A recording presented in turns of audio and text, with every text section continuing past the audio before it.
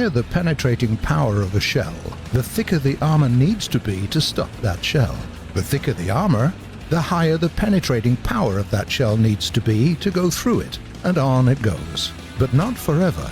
As early as the 1960s, when the world saw the first shells capable of penetrating 400 millimeters of steel armor, tank manufacturers were forced to adapt, to find new ways to protect their vehicles. One of the solutions came in the form of composite armor. Basically, a type of vehicle armor consisting of layers of different material. It was just as sturdy as conventional armor, but much, much lighter.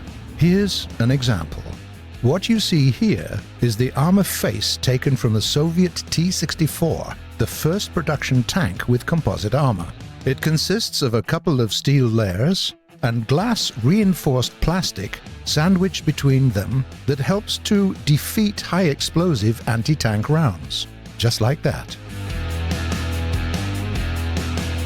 And if you think that's fancy, in the turret there were special inserts made from extra sturdy steel that served the very same purpose. A second answer to the same problem is explosive reactive armor. This kind of armor consists of a slab or slabs of high explosive and thin metal plates. The idea is simple. When attacked by a penetrating weapon, the explosive detonates, forcibly driving the metal plates apart to damage the penetrator.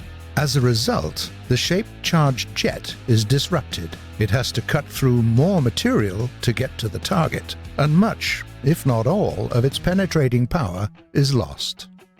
Now it's time for the most interesting part. Let's see how all of that works in our game. As you can see, both composite and reactive armor provide superior protection against HEAT attack, but are defeated by shells of other types.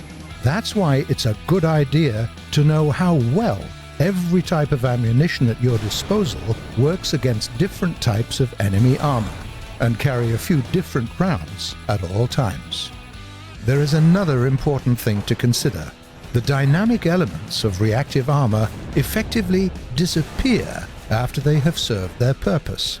That's how they work. So, if an opponent manages to land another hit on the place he or she has struck before, the second shell will interact with armor in the usual fashion. You won't have that extra protection anymore.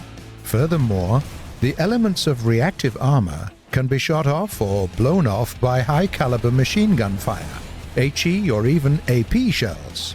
The result is the same, no extra protection in afflicted spots.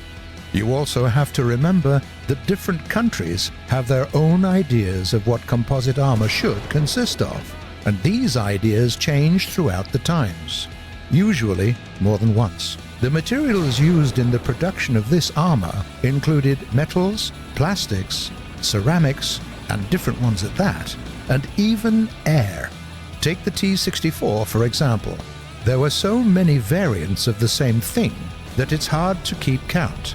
We tell you this because our goal is to model all these nuances in our game as well.